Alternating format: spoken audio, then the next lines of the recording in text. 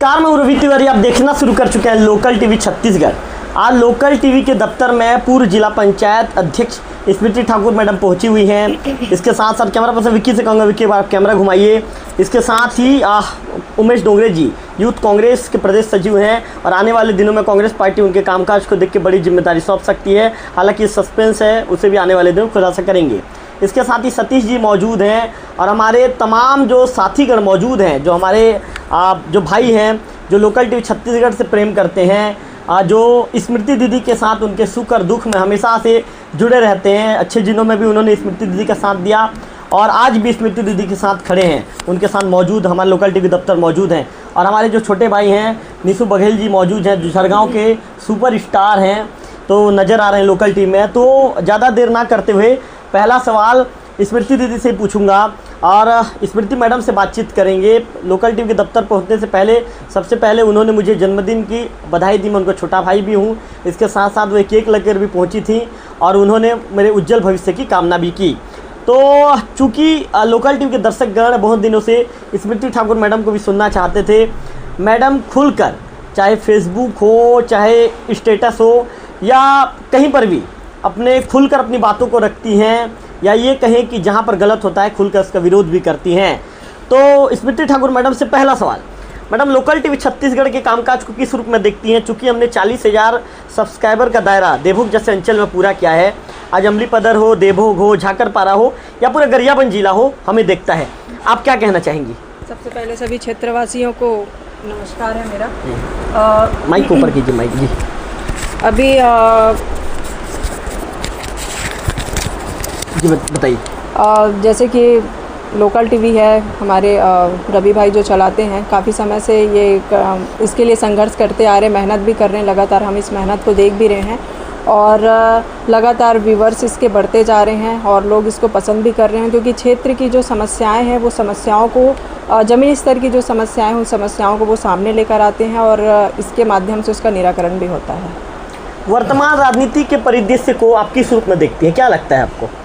जी, वर्तमान राजनीति अभी तो देख रहे हैं कि क्या स्थिति हुई पड़ी है। पूरे देश में देख रहे हैं कि बीजेपी की सरकार है, केंद्र में हमारे प्रधानमंत्री नरेंद्र मोदी जी बैठे हुए हैं और लगातार आप देख रहे हैं कि क्षेत्र की पूरे देश की क्या स्थिति हुई पड़ी है। लगातार महंगाई में वृद्धि होते जा रही है, लोग कितने परेशान हैं, आम जनता इस महंगाई की मार को कैसे झेलेंगे। आप देख रहे होंगे कि जो अमीर आदमी है वो अमीर होते जा रहा है, गरीब आदमी है वो और भी ज़्यादा गरीब हो रहा है और सामान्य व्यक्ति तो वो कहीं का नहीं रह गया। तो इस समय में आम व्यक्ति क्या करेगा? सबसे ज़्यादा परेशानियाँ तो आम जो सामान्य वर्ग के व्यक्ति हैं उन लोगों के लिए है। मैम, चूँकि आप जिला पंचायत की अध्यक्ष भी रह चुकी हैं, आपको पता है कि विष्णुदेव साय की सरकार 2 साल पूरा होने के बाद सुशासन तिहार चला रही है और उस सुशासन तिहार में आप कहीं भी नज़र नहीं आई, ऐसा क्यों? सुशासन त्यौहार में वो तो सिर्फ एक नाम का सुशासन त्यौहार है। वो सुशासन त्यौहार वो चलाया जा रहा है, लेकिन इस क्षेत्र में जैसे कि हम यहाँ रहते हैं, हम देख रहे हैं कि हर पंचायत में यह त्यौहार मनाया जा रहा है, लेकिन वहाँ पर जो आम जनता के लिए यह त्यौहार मनाया जा रहा है, लेकिन वहाँ पर आम जनता, आम पब्लिक ही नहीं पहुँच रही है। तो आम पब्लिक नहीं पहुँच रही तो हमारे पहुँचने का ही मतलब क्या है वहाँ पर? क्योंकि वहाँ पर सिर्फ यह दिखावा है, कोई निराकरण हो नहीं रहा है। आप देख रहे होंगे कि हमारे देवभोग में ही आए थे, जो आवाज़ के लिए जो हमारे जिला पंचायत सीईओ हैं उनके सामने वो लेट कर जो कि कमार भुंजिया जनजाति को सबसे पहले इसकी प्राथमिकता होती है और उनको ही यह नहीं मिल पा रहा है और वो आकर पूरे दंडवत प्रणाम करके उनसे यह मांग रहे हैं। तो ये सबसे बड़ा सोचनीय विषय है। तो सुशासन तिहार तो पूरा तरफ से फ्लॉप है। आप देख रहे होंगे कि जो विष्णुदेव साय की जो सरकार है हमारे राज्य में किसी भी तरह से कोई काम नहीं कर पा रही है। आज जनता यह कह रही है कि जब हमारे भूपेश बघेल जी की सरकार थी, उस सरकार से आज जनता ही तुलना कर रही है। हमको कहने की ज़रूरत नहीं पड़ रही, जनता ही तुलना कर रही है कि भूपेश बघेल जी की सरकार थी, कांग्रेस की सरकार थी तो हमारे राज्य में बहुत अच्छा काम हो रहा था। मैम, क्या लगता है कि 2 साल की तुलना कांग्रेस सरकार की करें, वर्तमान में बीजेपी सरकार की करें, तो तुलनात्मक दृष्टि से कौन सी सरकार का कामकाज अच्छा रहा है? देखिए, काम की दृष्टि से तो मैं बिल्कुल कहूँगी कि कांग्रेस सरकार, भूपेश बघेल जी की सरकार बहुत ही अच्छी थी और वो आम जनता को लेकर, गरीबों को लेकर ही वो काम कर रही थी। मैम, आपसे ये भी जानना चाहेंगे, चूँकि पंचायत के सरपंचगण परेशान हैं, आपने देखा था, लोकल टीवी में देखा हुआ आपने, सुशासन तिहार के दौरान उन्होंने उसका बहिष्कार भी कर दिया था, क्या लगता है पंचायतों में जैसा विकास होना चाहिए था 2 साल में, क्या वैसा विकास हो पाया है? और अगर नहीं हो पाया है तो स्मृति मैडम इसके लिए किसे जिम्मेदार मानती हैं? देखिए, अभी तक जो 2 साल हो चुके हैं, लेकिन पंचायत स्तर पे अभी तक किसी भी प्रकार का कोई काम नहीं मिल पा रहा है। और पंचायत में यदि काम नहीं हो पाएगा तो पंचायत में विकास कैसे होगा? अभी तक वहाँ पर किसी भी प्रकार का कोई फ़ंड नहीं दिया जा रहा है। बहुत ही कम, बिल्कुल नॉमिनल उनको फ़ंड दिया गया है, जो कि वो कुछ हो ही नहीं पाएगा उसमें, वो भी बहुत ही मुश्किलों के बाद उनको वह फ़ंड मिला है। तो ऐसी स्थिति रहेगी तो फिर पंचायत क्या ही करेगी। इसलिए वह एक कुछ समय पहले सुशासन तिहार में सारे सरपंच जाकर इसका बहिष्कार भी किए थे। शासन का दावा है कि हम हर व्यक्ति को जिसका कच्चा मकान है, जो पात्र हितग्राही है, उसको आवास देंगे। इसके लिए 24 जून को अभी हाल ही में आपको पता होगा कि ग्राम सभा में बैठक भी रखी गई थी, आवास को लेकर चर्चा की गई। पंचायत में कितना वित्तीय कितना राशि आया है और काम कितना हुआ है उसके विषय में जानकारी दी गई। शासन का कहना है कि भाई हमारी मानसिकता है कि पूरी काम पारदर्शिता से हो, पूरा काम काज आवास के लिए हम काम कर रहे हैं। इसे लेकर क्या कहना चाहेंगे? देखिए, आवास के लिए जो कहा जा रहा है, आवास में ऐसा हो रहा है कि जो पात्रता है, हितग्राही हैं, उनको बहुत ही कम लोग हैं जिनको पात्र है उनको दिया जा रहा है। बहुत ही जैसे अभी 2 दिन पहले मुझे एक का फ़ोन आया था कि उसको आवास मिल गया है और उसका लेंटर लेवल हो गया है, लेकिन उसको पहला ही किस्त अभी तक मिला है, बाकी उसको किस्त मिल ही नहीं रहा है। वो कई बार आवेदन कर चुका, कई बार बोल चुका, लेकिन उसको आगे का किस्त मिल ही नहीं पा रहा है। और जो इसके लिए जो हितग्राही इसके लिए पात्र है, उस पात्र हितग्राही को ना मिलकर यह जो जैक लगा रहे हैं, अपने तरफ से सोर्स लगा रहे हैं, ऐसे लोगों को पहले मिल जा रहा है, जो कि यह उचित नहीं है। पहले पात्र हितग्राहियों को देना चाहिए, ऐसा मुझे लगता है। मैम, क्या लगता है पिछले 2 साल में विष्णुदेव साय सरकार की 2 साल में कौन सा ऐसा काम है जो स्मृति ठाकुर मैडम को पसंद आए कि काम ठीक है? नहीं, मुझे तो अभी तक ऐसा कोई भी काम नहीं है जो पसंद आया हो। वो महिलाओं को महतारी वंदन दे रहे थे, लेकिन आज महिलाएं ही उनको गालियां दे रही हैं, गालियां निकाली। आप बहुत सारे लोग इसमें देखे भी होंगे सोशल मीडिया में कि महतारी वंदन से वो बिल्कुल नाखुश हैं, क्योंकि वो महतारी वंदन के नाम पर हमारे ही पैसे को हम ही को ही दे रही हैं और हम लगातार ये महंगाई बढ़ाते जा रहे हैं। इस वजह से महिलाएं बिल्कुल खुश नहीं हैं और मुझे तो अभी तक ऐसा एक भी काम नहीं दिखा है जो आम जनता के हित में हो। मैम, आपको क्या लगता है 2 सालों में कांग्रेस के एक विपक्ष के रूप में जैसी उपस्थिति अपनी दर्ज करानी थी, क्या कांग्रेसी दर्ज करा सके? क्या कांग्रेस के बड़े नेता उस स्तर पर लड़ाई लड़ सके? जी, वो लगातार कांग्रेस के जितने भी नेता हैं और सारे जो ऊपर स्तर से हो गए, नीचे स्तर से सारे लोग, अपने स्तर पे सभी लोग लगे हुए हैं। लगातार आप देख रहे हैं कि ये महंगाई जो बढ़ते जा रही है, आप खाद्य सामग्री में दे सकते हैं, पेट्रोल डीजल में दे सकते हैं, हर चीज़ों में तो लड़ाइयाँ लड़ते जा रहे हैं। आप देख भी रहे होंगे कि सोशल मीडिया के माध्यम से सभी लोग इसमें लगे हुए हैं कि कैसे भी करके आम जनता के हित में काम हो। मैम, आपसे ये जानना चाहूँगा, क्या लगता है छत्तीसगढ़ में कांग्रेस लौटेगी सत्ता पे?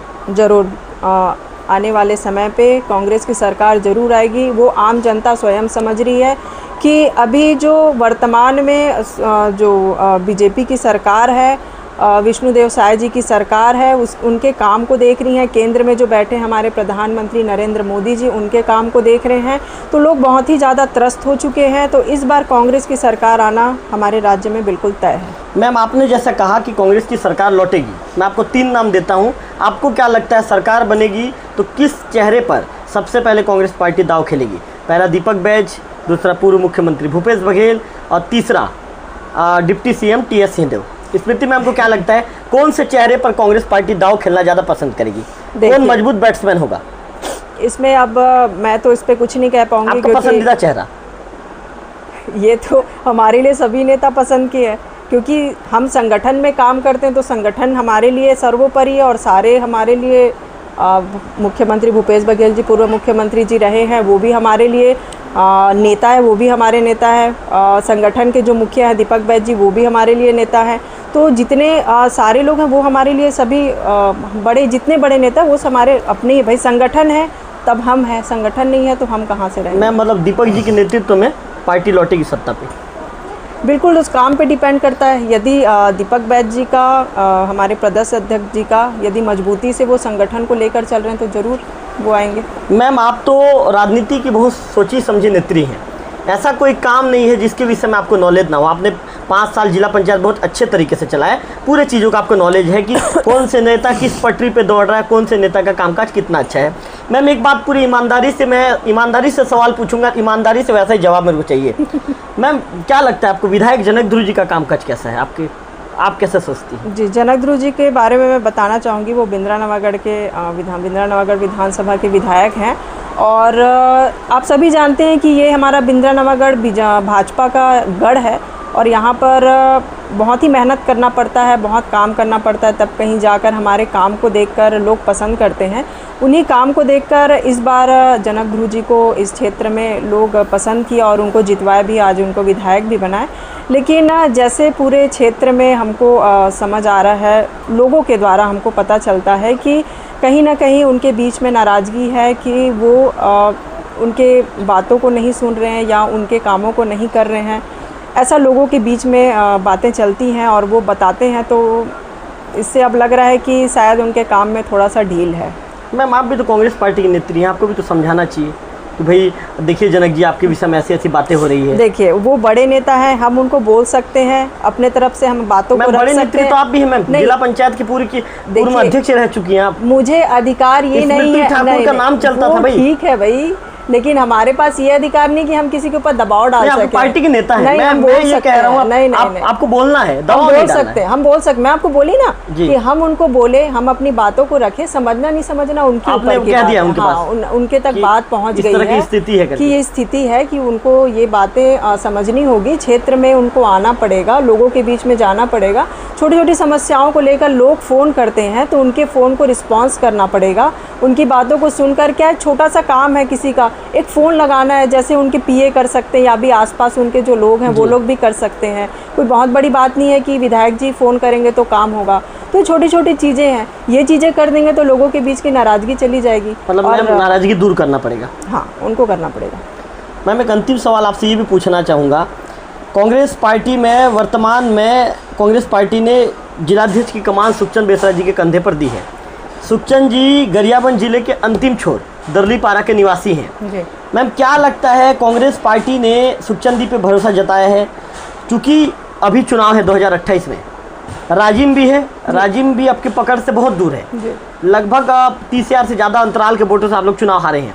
बिंद्रानवागढ़ मुश्किल से 800 वोट से आप लोग चुनाव जीते हैं। बेसरा जी के नेतृत्व में क्या आप लोग कमाल कर पाएंगे, क्या आप लोग 6 लगा पाएंगे, लगता है आप लोग को? जी देखिए, अभी उनको संगठन के तरफ से वो नियुक्ति हुई है उनकी, और हम सभी को पूरा आशा है कि वो बहुत अच्छे से काम करेंगे और संगठन को मजबूती देंगे। और अकेले अध्यक्ष जी के काम करने से नहीं होता, पूरे संगठन को मजबूती के साथ मिलकर और उनका सहयोग करने से ही यहाँ पर पूरे क्षेत्र में फिर से अपन कांग्रेस की सरकार लेकर आएंगे। मैम राजनीतिक गलियारे में तो ये भी चर्चा है कि स्मृति मैडम को प्रदेश स्तर से हरी झंडी मिल गई है, बहुत जल्द संगठन में एक बड़ा पद मिल सकता है, तो आप तैयार रहिए करके। खबरें ऐसी भी, अब खबरें तो बहुत कुछ चलती रहती हैं। अब संगठन को लगता है कि मुझे जिम्मेदारी, खबरें चलती है तो मैडम खुद खबरें में सत्यता भी रहती है ना। नहीं ठीक है, यदि 50% रहता होगा सत्यता। संगठन यदि मुझे जिम्मेदारी देती तो उस जिम्मेदारी को मैं पूरा निर्वहन करूंगी, उस जिम्मेदारी को मैं उठाऊंगी, उस जिम्मेदारी से मैं काम करूंगी। मतलब कोई बड़ा पद मिल सकता है, यदि मिलता है तो जरूर करेंगे। आने वाले दिनों में यदि पार्टी कहेगी कि जाइए महासमुंद से सांसद के लड़िए, हम दे रहे हैं टिकट, तो भी लड़ेंगे चुनाव, तैयार हैं? हाँ बिल्कुल तैयार है। चलिए मैम, अंतिम में चूँकि पूर्व में जिला पंचायत के अध्यक्ष रही हैं आप, एक सक्रिय नेत्री हैं, लगातार आप दौरा करते रहती हैं, तो क्षेत्रवासियों से को क्या संदेश, क्या मैसेज देना चाहेंगी? ऐसे लोग जो परेशान रहते हैं, जो जैसे कि नेतागण उनका सुनते नहीं हैं, जो वर्तमान में पद में, मैं किसी का नाम नहीं लूँगा, सुनते नहीं हैं, तो आप क्या उनके लिए क्या संदेश देना चाहेंगे आप? देखिए, जनप्रतिनिधि इसलिए चुना जाता है कि वो क्षेत्र की समस्याओं को, जो आम जनता है वो आपके पास लेकर आएँ। इसलिए पंचायत स्तर पे, जनपद स्तर पे, जिला स्तर पे इसलिए चुना जाता है ताकि पार्ट में जो है वो डिवाइड होकर लोग अपनी समस्याओं को बताएं। उसके बाद भी यदि जनप्रतिनिधि आपकी समस्याओं को यदि नहीं सुन रहे हैं, किसी भी कारणवश यदि नहीं सुन रहे हैं, उसका निराकरण नहीं कर रहे हैं, तो बिल्कुल आप मुझे भी अवगत करा सकते हैं। मुझसे जितना हो सकता है मैं पूरा प्रयास करूंगी कि आपकी समस्याओं का समाधान कर सकूं। और भी हमारे जैसे उमेश भाई यहाँ बैठे हुए हैं, उनको भी आप अवगत करा सकते हैं। हम लोग पूरा प्रयास करेंगे कि जो क्षेत्र की समस्याएं हैं यदि वो नहीं हो पा रही हैं किसी से, तो बिल्कुल आप, यदि वो आप चाहते हैं कि हमें भी बताना चाहते हैं, हमारे द्वारा कराना चाहते हैं, तो भी आप बता सकते हैं। हम पूरा प्रयास करेंगे कि आपका समस्याओं का समाधान हो सके। स्मृति मैम पहले जिला पंचायत की अध्यक्ष थी, खुलकर मुखर होकर गलत चीज़ों का विरोध करती थी और जनता के हित में खड़ी रहती थी। क्या आज भी स्मृति मैम वैसे ही हैं कि स्मृति मैम बदल गई हैं? आप देखते होंगे स्मृति नीरज ठाकुर के नाम से मेरा पेज है। आप चले जाएंगे मेरे पेज पे, मेरी आईडी ओपन करके देख लेंगे कि आज भी मैं कितना प्रखर रूप से बोलती हूँ और कितनी सच्चाई से बोलती हूँ। आप मेरी आईडी में देखेंगे तो आपको पता चल जाएगा। मैं पहले भी वही थी और आज भी वही हूँ और आगे भी वही रहूँगी। बिल्कुल। चलिए स्मृति मैम लोकल टीवी से बातचीत करेंगे। आपका धन्यवाद। उमेश जी को दे दीजिए। तो स्मृति मैडम ने हमारे सवालों का खुलकर जवाब दिया और हमेशा से खुलकर कहती हैं। जब जिला पंचायत की अध्यक्ष थी उस दौरान भी मैंने उनका इंटरव्यू किया था, खुलकर कहा करती थी और आज भी खुलकर कहती हैं। उमेश जी, क्या लगता है वर्तमान राजनीति परिदृश्य को देखा जाए तो मैम को जब जिला पंचायत अध्यक्ष की कमान सौंपी गई तो मैम ने काफ़ी अच्छे तरीके से उस पद का निर्वहन किया। आपको क्या लगता है उमेश जी, क्या प्रदेश स्तर से अब मैम को एक बड़ी जिम्मेदारी संगठन में देने का समय आ गया है? क्या लगता है, आप क्या सोचते हैं? सबसे पहले तो आदरणीय रवि भी आपको जन्मदिन की ढेर सारी बधाई शुभकामनाएं। और रही बात संगठन की, तो कांग्रेस पार्टी हमेशा जो काम करने वाले हैं और जो मेहनती है उनको हमेशा सम्मान देती है। तो डेफिनेटली जिस टाइप का आदरणीय पूर्व जिला में श्रीमती स्मृति ठाकुर जी का जो कार्य है, हमेशा आप देखते हैं कि फील्ड में वो लगे रहते हैं और जनहित के मुद्दों को हमेशा उठाते हैं और जनहित में कार्य करते रहते हैं। तो डेफिनेटली अब उनकी जो कार्य क्षमता है उनको ध्यान में रख के उनको डेफिनेटली उनको संगठन में एक अच्छे स्तर में काम करने के लिए उनको देना चाहिए। मतलब आप लोग भी चाहते हैं कि स्मृति मैम के बड़े लेवल पे, मतलब मान के चलिए जी पार्टी को देना चाहिए, जिम्मेदारी देना चाहिए। उमेश जी, वर्तमान राजनीतिक परिदृश्य को लेकर क्या सोचते हैं? क्या कांग्रेस पार्टी लौटेगी कि कांग्रेस पार्टी के लिए एक चुनौती है? 100% कांग्रेस पार्टी लौटेगी, क्योंकि आप केंद्र की सरकार और राज्य की सरकार को देख रहे हैं जिस टाइप का ये लोग देखो, मैं एक बात बताना चाहूँगा कि ये सरकार के पास अभी जो वर्तमान जो सरकार है, किसानों की या गरीबों की जो लोन राशि माफ़ करने के लिए कुछ भी नहीं है। लेकिन जो बड़े बड़े जो अरबपति खरबपति हैं, जैसे जो भगोड़े हैं, नीरव मोदी हैं, मेहुल चोकसी हैं, ऐसे लोगों को इतने 9,000 10,000 करोड़ का जो फंड दिया था वो लोग लेके भाग गए। तो कहीं ना कहीं भागने में तो केंद्र सरकार का ही हाथ है। तो मैं ये बोलना चाहता हूँ क्योंकि गरीबों के लिए जैसे बड़े जैसे बीच में अडानी जी का बहुत बड़ा जो मतलब करोड़ों का जो फंड 9,000 10,000 करोड़, बहुत सारे मतलब ऐसे जो उद्योगपति, उनका वो माफ़ कर दिया गया लोन को। मैं ये पूछना चाहता हूँ कि जो जैसे मान लो गरीब आदमी है, किसान है, मजदूर है, 1 लाख का भी लोन लेता है तो उसको कितना परेशान किया जाता है। तो सरकार, जनता इस चीज़ को जानती है और आने वाले समय में ये सब चीज़ें मतलब आने वाले समय में भाजपा वालों को भुगतना पड़ेगा, क्योंकि ये झूठ के दम पे इन्होंने सरकार बनाया है। हमेशा राम नाम का यूज करके, हिंदू मुस्लिम कर करके सत्ता में आए, जो ज़्यादा दिन टिकेगी नहीं। बिल्कुल उमेश जी, आपका धन्यवाद। चलिए और भी कुछ भाई लोग बात करना चाहेंगे? कोई आप लोग हैं बात करना चाहेंगे? सतीश बात करना चाहेंगे? चलिए धन्यवाद। तो निशु बात करना चाहेंगे? चलिए धन्यवाद। तो हमने बहुत दिनों के बाद स्मृति ठाकुर मैम से हमने इंटरव्यू किया है। हमने कई तरह के सवाल जवाब किए हैं। मैंने कुछ सवाल उनसे ऐसे भी जनहित के मुद्दों को लेकर उनसे बातचीत किया है और भी कई तरह के सवाल थे और सभी सवालों के उन्होंने खुल के जवाब दिया है। उन्होंने कहा है कि आने वाले दिनों में कांग्रेस पार्टी सत्ता में भी लौटेगी और इसके साथ साथ बीजेपी को जनता उखाड़ फेंकेगी, उस समय भी आ गया है। अंतिम में उन्होंने कहा कि आज मैं पद में रहूं या ना रहूं, लेकिन किसी को भी दिक्कत परेशानी हो तो मुझसे संपर्क कर सकता है। मैं भरसक प्रयास करूंगी कि उनकी समस्या को दूर करूंगी। फिलहाल इस वीडियो में इतना ही। अगले वीडियो में फिर होगी आपसे मुलाकात। तब तक बने रहिए लोकल टीवी छत्तीसगढ़ के साथ।